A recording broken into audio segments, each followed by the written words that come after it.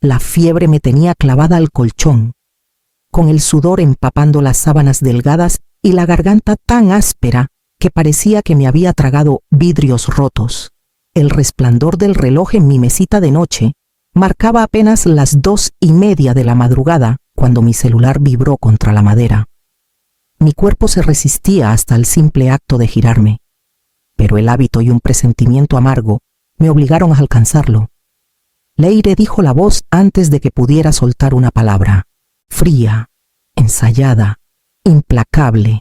Valeria Montero. Intenté aclararme la garganta, pero solo salió un sonido ronco. Te estamos despidiendo. Efectivo de inmediato. Todos los proyectos que liderabas ahora son míos. Recursos Humanos te contactará mañana. Sus palabras cortaron más limpias que cualquier delirio febril.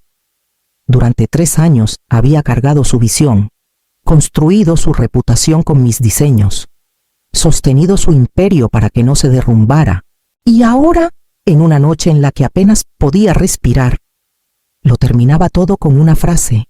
Apreté el teléfono contra mi oído, aunque mi mano temblaba. Está bien, dije, solo eso. Hubo una pausa. Podía escuchar su respiración, el leve zumbido de la estática entre nosotras.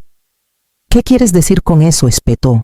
De repente cortante, a través de la neblina de la fiebre, dejé que una sonrisa se formara. No por alegría, sino por certeza. Ella no lo sabía. El teléfono estaba en altavoz. Mi vecino de arriba, Emiliano, había pasado antes a dejarme medicinas que mi madre no podía permitirse recoger. Cuando sonó el celular, le hice un gesto débil para que guardara silencio.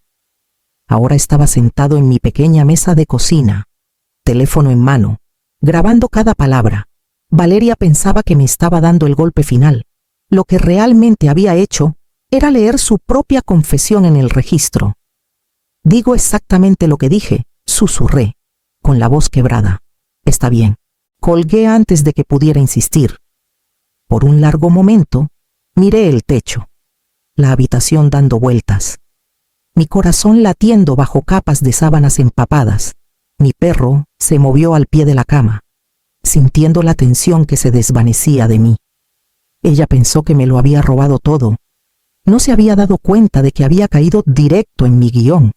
3 años antes, todavía estaba en Ciudad Juárez, sentada en una oficina sin ventanas, rodeada de planos desvaídos y bocetos a medio terminar. Mi carrera se sentía estancada, mis ideas asfixiadas por clientes conservadores y supervisores cautelosos. Entonces entró Valeria Montero. Tenía esa urgencia pulida de alguien que toma decisiones antes de que los demás se den cuenta de que hay una elección que hacer. Tú ves las cosas diferente, dijo, hojeando mi portafolio con dedos rápidos. Necesitamos una visión como la tuya.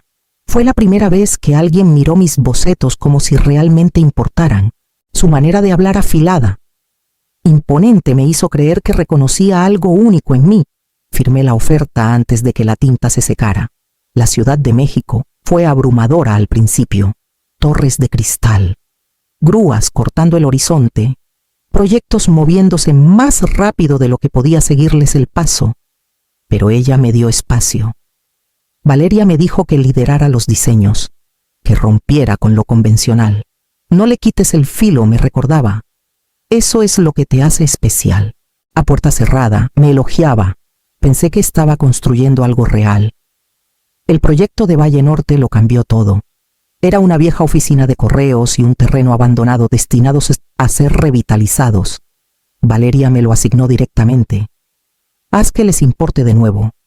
Viví en ese espacio, con los dedos congelados dibujando junto a los muros de ladrillo antiguos, desenterrando planos olvidados de los años 50. Cuando el Consejo Municipal aprobó el proyecto, la prensa se agolpó. Durante semanas, los colegas me detenían en los pasillos, diciéndome que era el tipo de diseño que les recordaba por qué habían comenzado. Luego llegó la gala. Luces de colores en una azotea del centro, copas de champán y aplausos resonando contra el horizonte. El presentador anunció al líder visionario de la firma.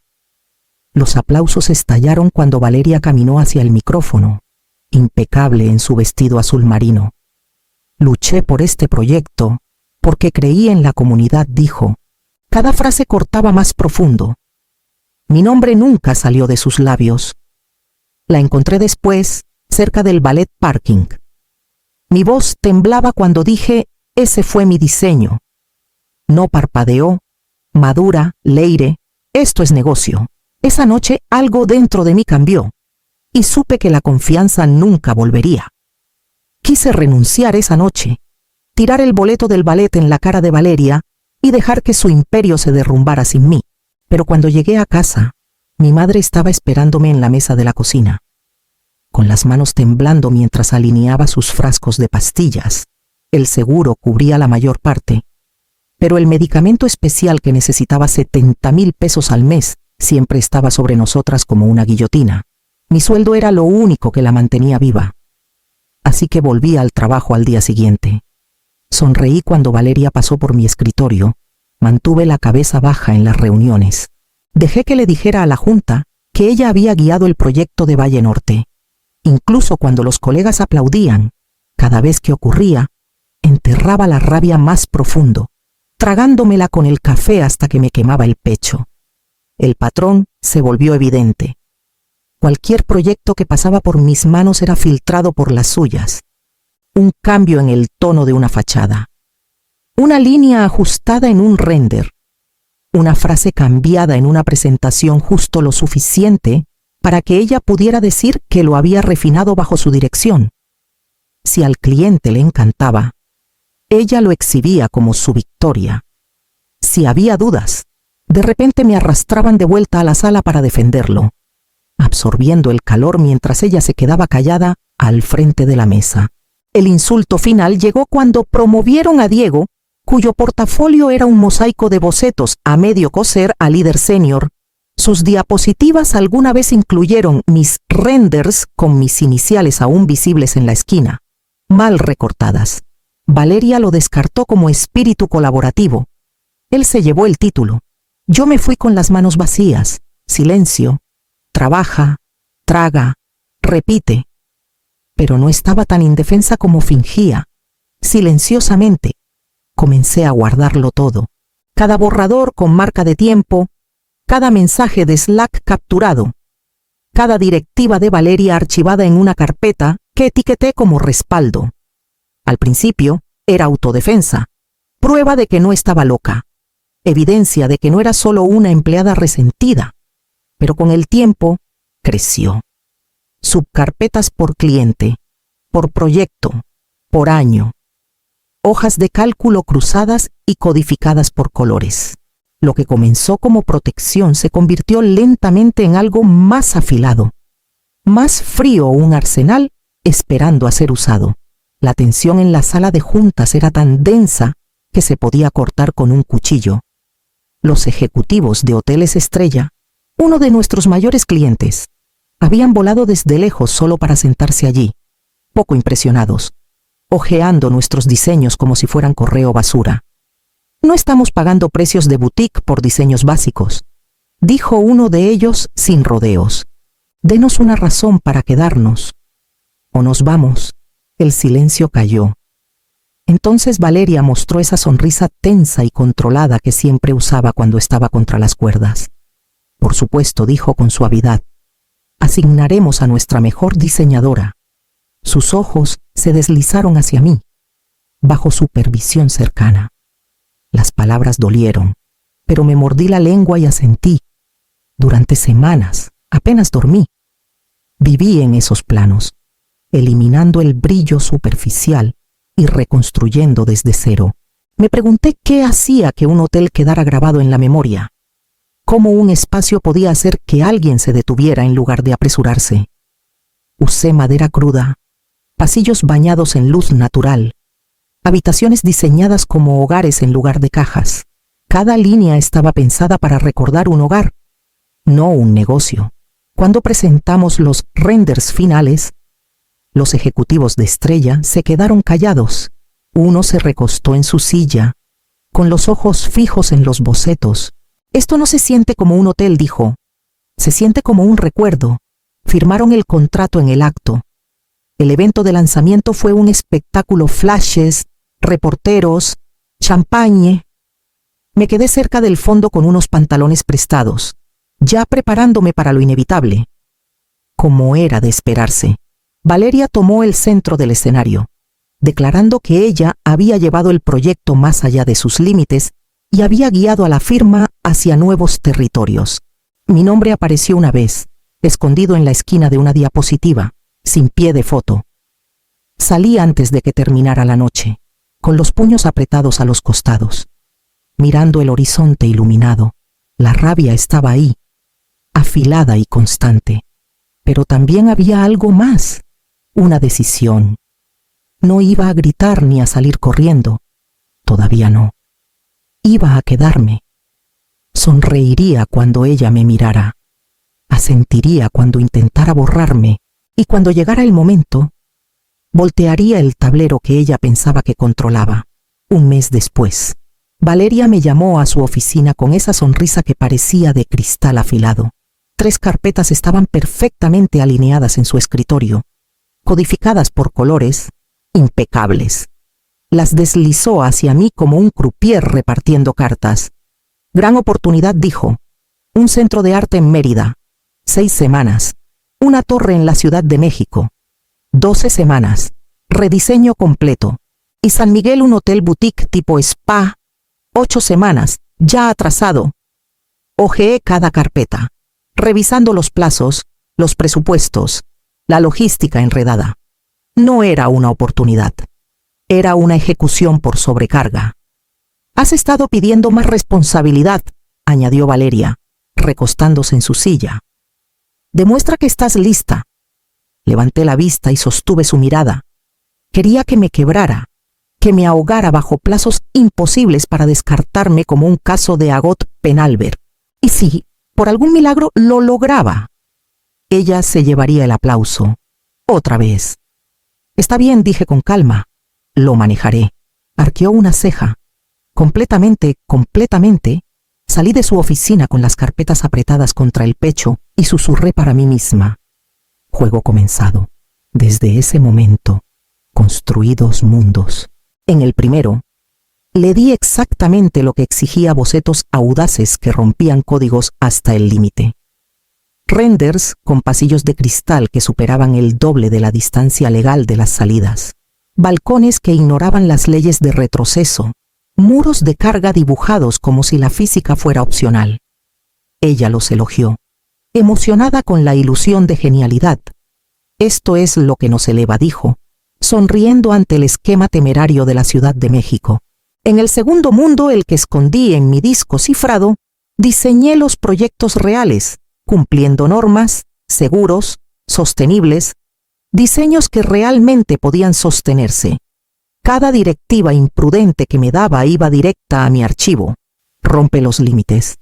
No dejes que el miedo a las normas mate la visión. Los permisos pueden esperar. Sus palabras, sus iniciales, sus huellas digitales estaban estampadas en todo. Ella pensó que estaba construyendo su legado. Lo que no sabía era que yo estaba construyendo su confesión. Para la segunda semana de malabarear esos proyectos, mi cuerpo comenzó a traicionarme. Al principio fue solo un cosquilleo en la garganta, de esos que culpas al exceso de café y la falta de sueño. Luego llegó la tos, profunda y cruda, sacudiéndome las costillas hasta que cada respiración ardía. En pocos días, estaba en el suelo del baño, con la fiebre disparada, la piel húmeda contra los azulejos. La neumonía me tenía atrapada, y no podía ni levantar mi laptop sin que los bordes de mi visión se oscurecieran. Envié un correo breve. No puedo trabajar. Infección respiratoria. Actualizaré en 48 horas. Sin respuesta, ni de Valeria, ni de nadie. Al principio, me dije que me estaban dando espacio, pero luego el silencio se extendió, sin notificaciones de Slack, sin solicitudes de archivos, sin llamadas de medianoche. Cuando finalmente me obligué a revisar los discos compartidos, vi que mis carpetas estaban siendo renombradas, mis archivos reasignados. Poco a poco, mi trabajo estaba siendo arrancado, como si nunca lo hubiera tocado. Intenté sentarme, contraatacar, pero la fiebre me arrastró de nuevo. Las noches y los días se difuminaron en una neblina interminable de ataques de tos y temblores bajo sábanas empapadas de sudor. Mi madre entraba silenciosamente con té que no podía saborear, medicinas que no podía retener. No le dije nada. No necesitaba más peso sobre sus hombros. Entonces llegó la llamada. 2:30 de la mañana. La hora en que el mundo parece pertenecer solo a las sombras. La voz de Valeria cortó la oscuridad. Fría como el acero. Estás acabada. Efectivo de inmediato. Todos los proyectos son míos ahora. Mis pulmones se sentían como si se colapsaran, pero logré decir una palabra. Está bien. Hubo silencio de su parte. Una vacilación que no esperaba. ¿Qué quieres decir con eso?, espetó. Pero no respondí. Lo que ella no sabía, y ni siquiera yo había contado con eso, era que Emiliano, mi vecino de arriba, tenía su teléfono grabando toda la conversación. Mi vecino tranquilo, el que siempre se ofrecía a regar las plantas cuando viajaba. Me había dado una segunda red de seguridad. Ella pensó que estaba acabada. No tenía idea de que ya estaba cayendo. Desperté empapada en sudor, con el pecho doliendo como si estuviera astillado por dentro. Cada instinto me gritaba que me quedara en la cama, que dejara que la fiebre siguiera su curso, pero algo más pesado me presionaba el saber que el silencio era rendirse. Valeria pensó que me había borrado. Estaba equivocada. Me arrastré hasta sentarme. Cada paso de la cama al escritorio era una guerra. Mi laptop brillaba débilmente mientras la abría, con los dedos temblando sobre las teclas. El aire se sentía denso. Cada respiración era un tirón áspero, pero seguí escribiendo. El primer correo fue para el equipo de cumplimiento interno. Asunto: violaciones urgentes de Código Mérida, Ciudad de México, San Miguel. Adjunté diagramas comparativos, notas detalladas, renders que mostraban exactamente cuánto se habían pasado sus directivas al terreno peligroso. Cada pasillo demasiado largo, cada muro de carga recortado, cada balcón que nunca pasaría una inspección, todo con sus iniciales. El segundo correo fue para la Junta. Asunto: mala conducta de Montero, evidencia adjunta. Comprimí 6 carpetas, cada una llena de archivos, mensajes de Slack donde ordenaba atajos, hilos de correos donde reclamaba mi trabajo como suyo, clips de audio de reuniones donde su voz empujaba al riesgo, pruebas sobre pruebas hasta que la verdad no pudiera desenredarse. El tercer correo fue el respaldo final. A mi abogada: despido injustificado, evidencia de represalia. Ella había estado esperando, recolectando gotas de información mía durante el último año. Ahora tenía la inundación. Cuando presioné enviar, mi cuerpo se rindió. Me deslicé de la silla, acurrucándome bajo la sábana, con los pulmones resonando mientras cerraba los ojos. Lo que pasara después ya estaba en marcha, en algún lugar de la ciudad. Valeria levantaba una copa de champán en una cena, riendo mientras le decía a la sala: la firma es mía ahora. Creía que había ganado. Su voz goteaba triunfo. No sabía que la mecha ya estaba encendida y ardía directo hacia su asiento en la cabecera de la mesa. Una semana después, aún pálida por la fiebre, me envolví en un suéter negro y me conecté a la sesión cerrada de la Junta. La pantalla se llenó de rostros: 11 directores, 2 socios principales, un abogado externo y Valeria, impecable como siempre, con su expresión como una máscara de irritación. En el momento en que me vio, su compostura se rompió. ¿Por qué está ella aquí?, exigió. No tiene derecho. Fue despedida. Héctor Vargas, el presidente de la Junta, carraspeó. Su voz tenía el peso de alguien acostumbrado a mandar. Está aquí porque debe estarlo. Los labios de Valeria se afinaron. Esto es absurdo. Héctor señaló al abogado a su lado, y de repente la pantalla cambió. Una grabación de nuestra llamada de medianoche sonó. La voz de Valeria resonando fría y segura. Estás acabada. Efectivo de inmediato. Todos los proyectos son míos ahora. Valeria intentó hablar, pero Héctor la cortó con la siguiente diapositiva: marcas de tiempo, diagramas, comparaciones de renders imprudentes contra las versiones cumplidoras que yo había construido. Cada nota llevaba sus iniciales, sus directivas, sus huellas. Los ejecutivos de hoteles estrella se unieron brevemente, confirmando que yo había liderado cada reunión importante, cada diseño inicial, mientras que Valeria solo había manejado facturas y horarios. Su testimonio fue calmado, factual, innegable. Diapositiva tras diapositiva la ataron más fuerte a violaciones, robo de crédito, represalias. La voz de mi abogada fue firme, precisa. Es en el mejor interés de la firma buscar una separación inmediata para evitar una responsabilidad catastrófica. La máscara de Valeria se derrumbó. Buscó aliados con la mirada, pero nadie la miró a los ojos. Su rostro osciló entre rabia y desconcierto antes de que finalmente cerrara su laptop de golpe, desapareciendo de la pantalla. Por un largo momento, el silencio reinó en la llamada. Luego Héctor se inclinó hacia adelante. Leire, tú has cargado con la base creativa de esta firma durante años. Nos gustaría ofrecerte el puesto de directora creativa. De forma permanente, debería haber sentido triunfo, o al menos alivio. En cambio, solo había un extraño vacío en mi pecho. Esto no era la victoria que había imaginado, porque el trono al que ella se había aferrado no era el premio que quería. La oferta colgaba en el aire, brillante y pesada, pero no pude aceptarla. La corona de Valeria estaba envenenada, construida sobre robo y silencio. No quería su silla. Quería algo completamente diferente. Héctor, dije lentamente. ¿Y si el problema no es solo ella? ¿Y si es el sistema que permitió que borrara a las personas en primer lugar? Entrecerró los ojos. Sigue. Les hablé de un estudio sin muros jerárquicos, donde los nombres de los diseñadores permanecieran ligados a su trabajo, donde el pago estuviera directamente relacionado con el éxito de un proyecto. No más juniors que desaparecen, no más créditos robados. La gente trabaja más duro cuando su trabajo realmente les pertenece. La junta se movió en sus asientos. Dudosa, Héctor tamborileó su pluma contra un cuaderno. Eso suena idealista. Es necesario, respondí. Me pidieron que liderara. Así es como lo haré. El silencio se extendió antes de que Héctor finalmente exhalara. 1 año. Un programa piloto. 3 clientes. Demuestra que funciona. Acepté sin dudar. Las primeras llamadas no fueron a estrellas emergentes ni a favoritos de la industria. Contacté a las personas que Valeria había descartado. Jimena, que había sido despedida 3 veces a pesar de su brillantez en papel.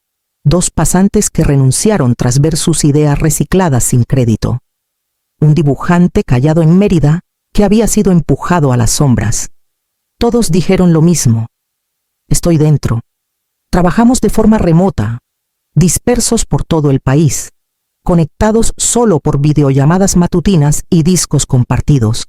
Nuestro primer proyecto, un anexo modesto de coworking, no era glamoroso, pero se convirtió en nuestra prueba. Jimena diseñó el plano, su visión nítida y eficiente. Cuando presentamos, el cliente preguntó, ¿quién diseñó esto? No dudé. Jimena, todo suyo. Su rostro se iluminó en la cámara, como si hubieran encendido un interruptor dentro de ella. El proyecto se completó bajo presupuesto, antes de tiempo, y por primera vez en años, alguien además de mí escuchó su nombre dicho en voz alta como crédito. Ese brillo en sus ojos me dijo que estábamos en algo mucho más grande que un proyecto. Al final del primer año, nuestro modelo no solo sobrevivía, prosperaba. La prensa lo recogió, alabando nuestra transparencia, nuestro ritmo, nuestros resultados. Las firmas pequeñas nos llamaban pioneros. Los grandes clientes nos decían refrescantemente humanos. Otras empresas intentaron imitarnos, pero sin convicción. Se derrumbaron bajo su propio peso. me llegó la noticia de que Valeria había intentado lanzar su propio estudio colaborativo. El sitio web era brillante, el lenguaje pulido, pero las grietas se notaron de inmediato. Seguía liderando con ella misma, seguía prometiendo grandeza mientras entregaba poco. Los clientes se fueron en meses, los diseñadores vieron a través de su fachada, y la firma implosionó antes de su primer aniversario. 6 meses después, llegó una carta, escrita a mano, sin dirección de remitente, metida en un sobre con mi nombre. La letra era afilada, pero temblorosa. Abrí una pequeña tienda cerca de Oaxaca, sin títulos, crédito completo. Estoy aprendiendo a escuchar de nuevo. Gracias. La leí 2 veces. Luego la doblé con cuidado y la guardé en el cajón de mi escritorio. No como trofeo, no para regodearme, sino como prueba de que el cambio incluso para alguien como ella era posible. Algunas noches me sentaba en ese escritorio con el cajón abierto, pasando los dedos por el borde del sobre. Mi estudio zumbaba a mi alrededor con diseñadores que finalmente se sentían vistos, que sabían que sus nombres importaban. Cada presentación, cada firma en un contrato llevaba un peso que Valeria una vez me robó. Ella pensó que me había acabado esa noche, susurrando mi despido por teléfono mientras yacía enferma en la cama. Pero no había robado mi trabajo. Los proyectos que tomó no eran míos para perder. Eran trampas, esperando que su arrogancia las activara. Y cuando lo hicieron, no solo la enterraron, sentaron las bases para algo completamente nuevo. La venganza más dulce nunca fue tomar su corona. Fue hacer que esa corona no valiera nada, convertirla en una reliquia que nadie quería, ni siquiera quien la robó.